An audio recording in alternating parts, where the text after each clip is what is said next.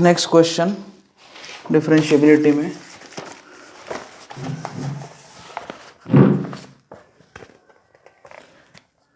Late function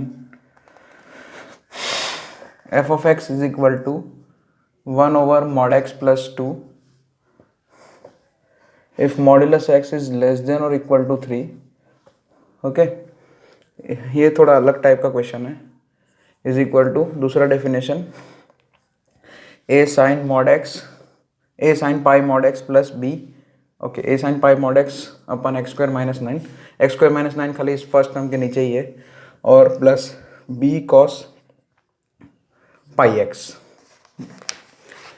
okay, और if modulus x is greater than 3 is differentiable at x is equal to 3 minus 3, then find a and b. आपको ये पहले से ही बोल दिया इन्होंने कि आपका फंक्शन जो है, जो f of x आपको दिया है वो डिफरेंशिएबल है at x is equal to -3.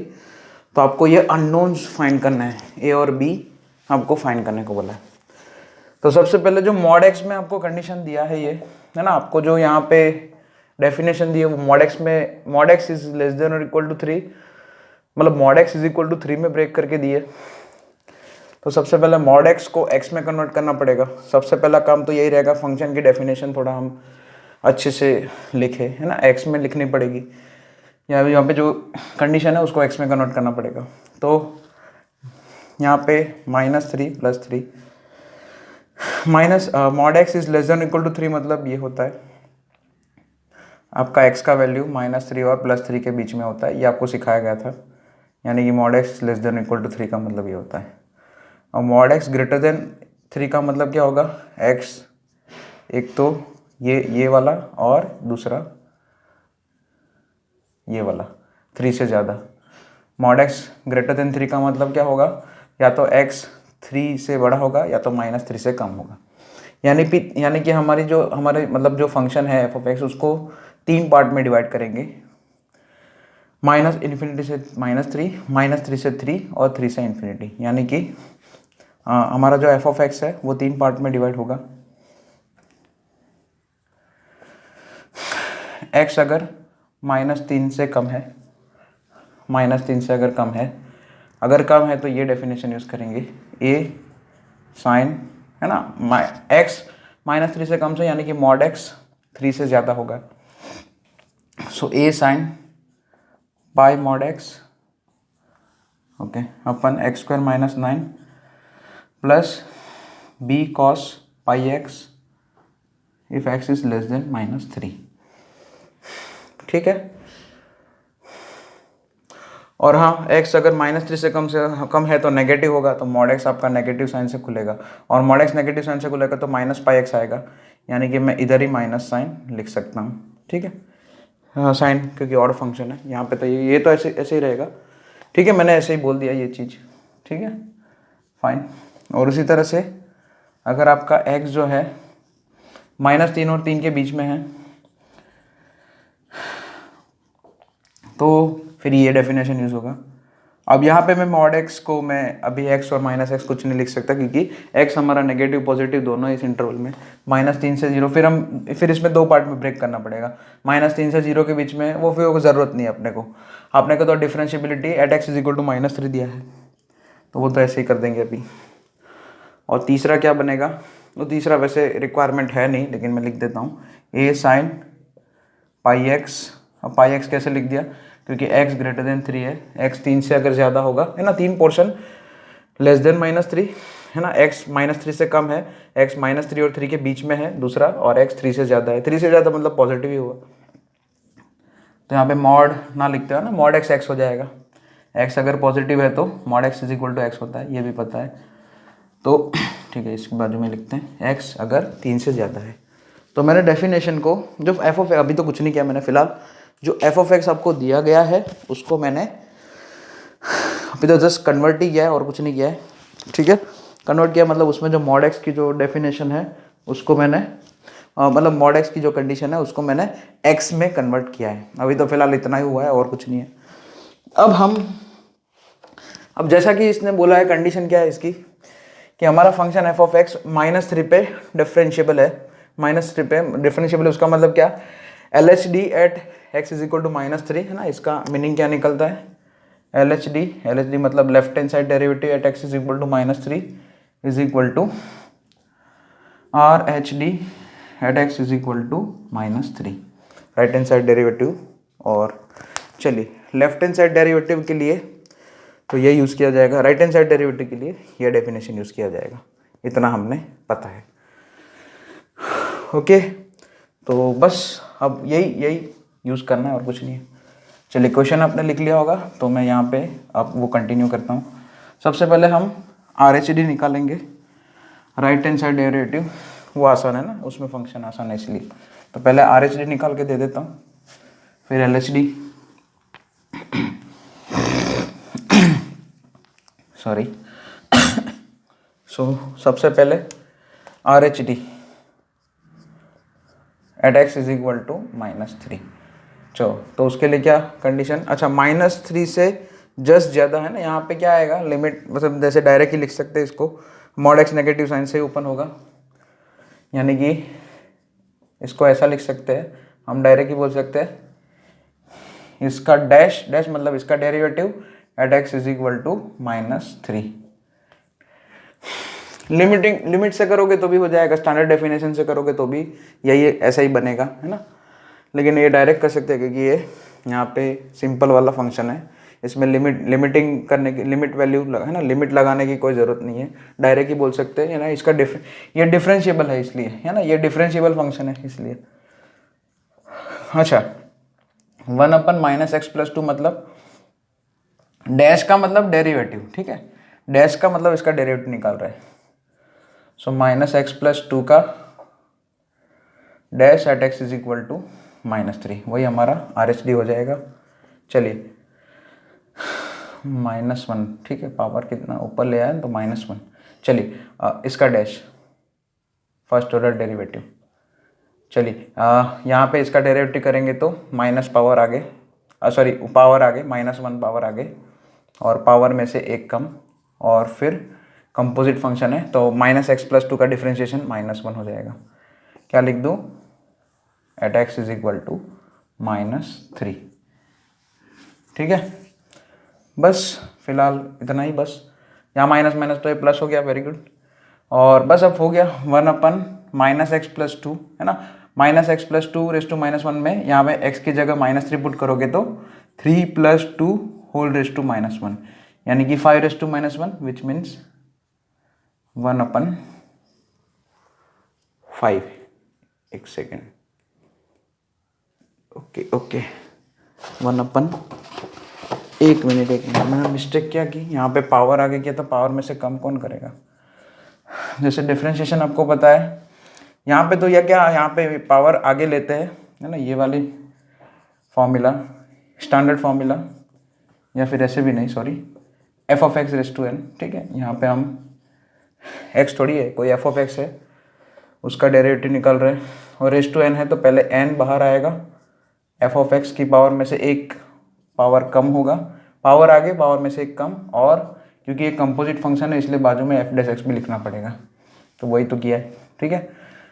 So basically यहाँ पे -2 पावर, यानी कि 5 स्क्वायर, है ना, 1/5 स्क्वायर बोले तो 1/25। तो this is our R H D, right hand side derivative at x is equal to -3। अब लेफ्ट हैंड साइड के लिए ये डेफिनेशन यूज़ करना है, उसमें ये ध्यान रहिए माइनस साइन रहेगा, यहाँ पे आपको मैंने डेफिनेशन ब्रेक करके दिया ही है। अब L H D at x is equal to -3 निकालते हैं,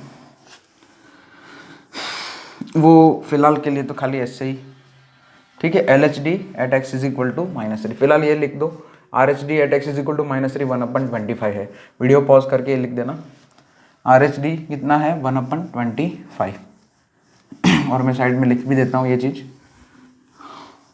अभी तक जो हमने प्रोसेस किया वहाँ से हमें R H D at x is equal to -3 कितना मिला है 1/25, ठीक है। फिर हम इक्वेट कर देंगे। चलिए तो अब L H D at x is equal to -3,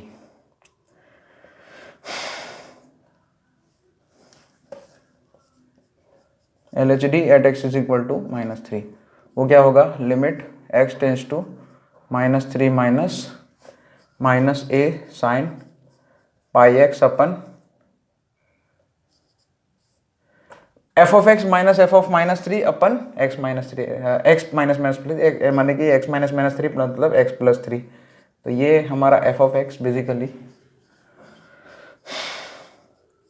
और एफ ऑफ -3 कितना होगा, जैसे हमारा एफ ऑफ एक्स क्या था, अच्छा -3 से 3 के बीच में ये था ना हमारा, है ना, डेफिनेशन ये था, अगर आपका x -3 और 3 के बीच में है, या x इज इक्वल टू -3 पे भी डेफिनेशन यही दिया था आपको क्वेश्चन में, ध्यान दो।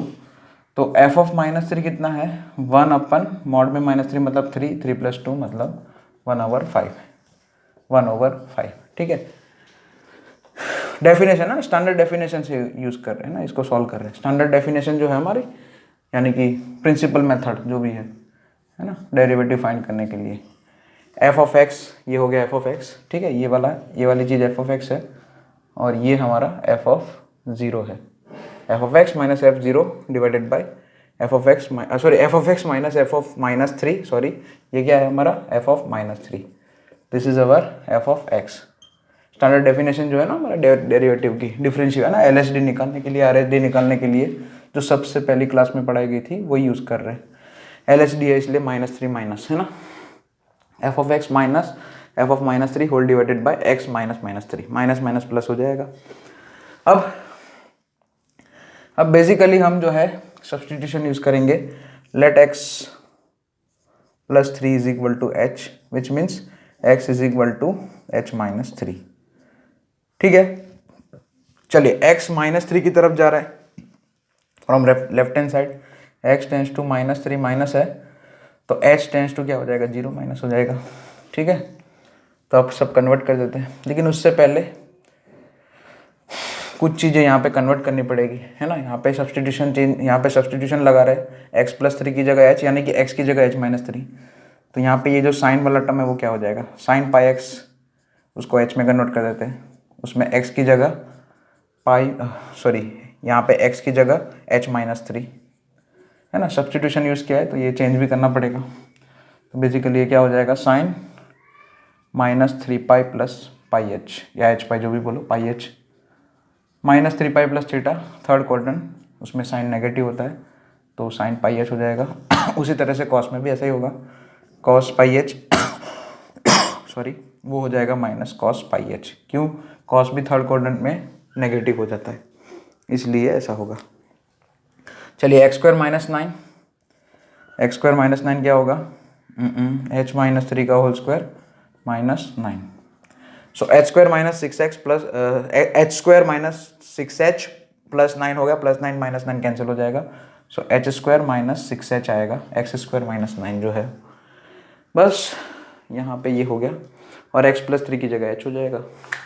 सो LHD बेसिकली क्या आएगा, at x is equal to -3, limit h tends to 0 minus, अच्छा ये minus minus plus a sine πh,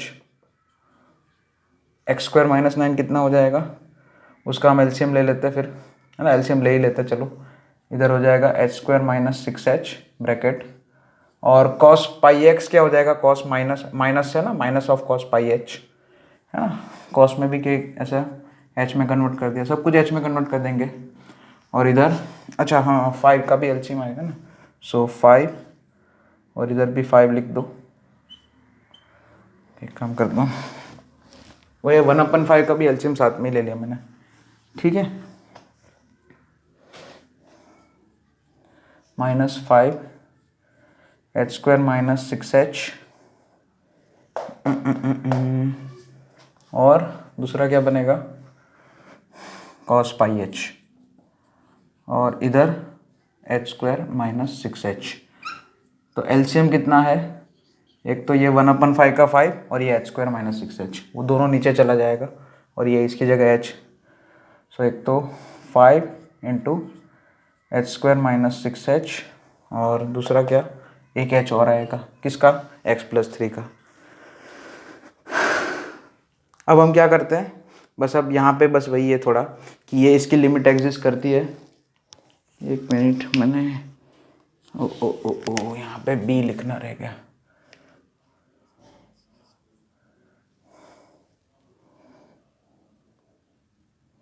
यहाँ पे बी है, सॉरी,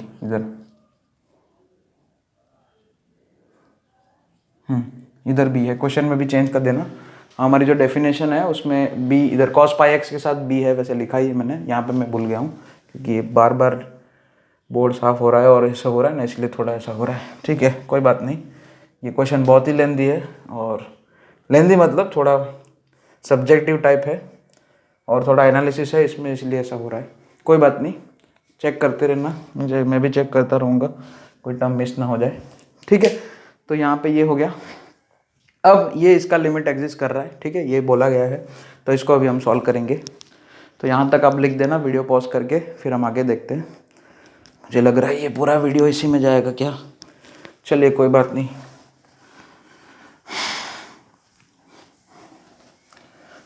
ठीक है, ध्यान याद करते रहेंगे। RHD जो है 1/25 है। चलिए इसको हम सॉल्व करते हैं। यहाँ पे h इसको कॉमन निकाल दो, इसमें से h² - 6h में से एक h कॉमन निकाल के h² कर देंगे, और हम सीरीज यूज करेंगे वैसे तो, है ना। sin पाई h की सीरीज लिखेंगे, cos पाई h की सीरीज लिखेंगे, वही अच्छा रहेगा। So limit h tends to 0 - 5a क्या होगा, pi h minus pi h³ by 3 factorial. ठीक है, फिर -5b h² - 6h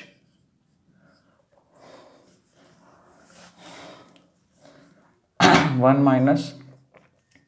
पाई h का whole square by 2 factorial infinite, और यहाँ पे माइनस साइन इधर दे दो, तो 6h - h² हो जाएगा, होल डिवाइडेड बाई बेसिकली इसमें से h कॉमन निकालोगे, इनमें से h कॉमन h² हो जाएगा।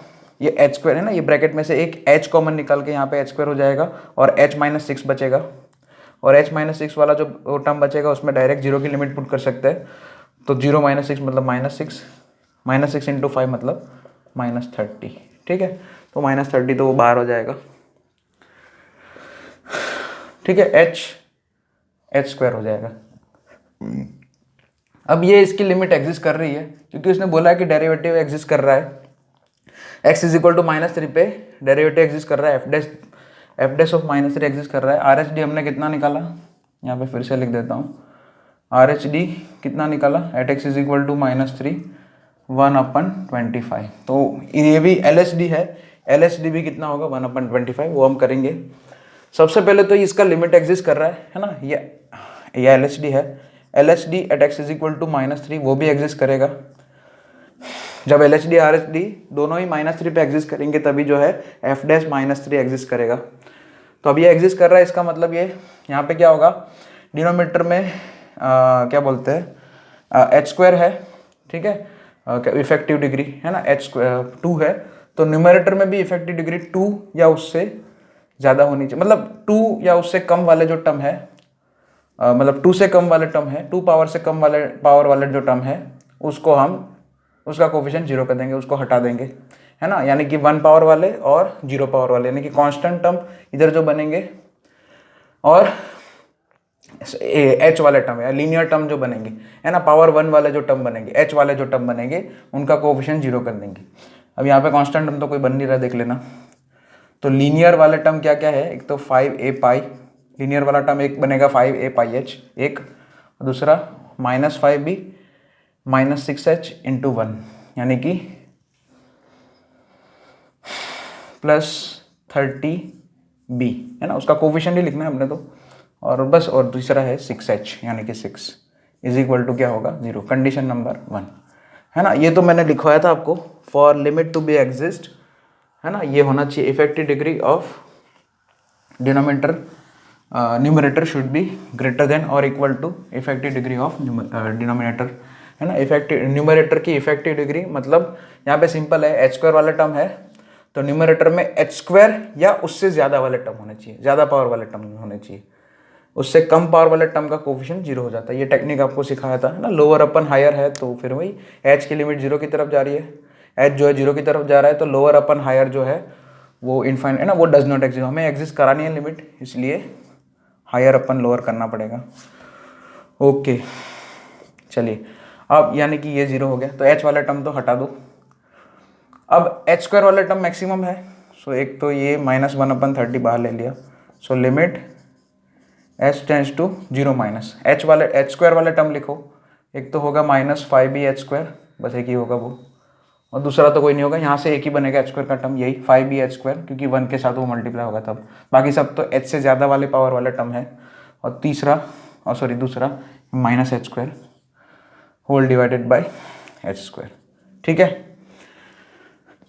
या तो मैंने है ना यहाँ पे डोमिनेटिंग टर्म ही यूज़ किया है ना, यहाँ पे मैंने कुछ नहीं किया है, डोमिनेटिंग टर्म यूज़ किया है ना, यहाँ पे सब में h² वाले टर्म जो है डोमिनेटिंग टर्म होंगे, या फिर ऐसा बोलो कि मैंने बाकी सारे टर्म्स जो है ना लिखो तो भी चलेगा, क्योंकि अल्टीमेटली सब में से h² कॉमन आएगा, तो अब सब में से h² कॉमन आ जाएगा तो ये वाले टर्म खाली बचेंगे, बाकी सारे टर्म्स पे डायरेक्ट लिमिट पुट करोगे तो वो 0 हो जाएंगे, है ना। h² से ज़्यादा पावर वाले जो टर्म्स होंगे, क्यूब वाले 4 पावर वाले, वो सब तो 0 हो जाएंगे।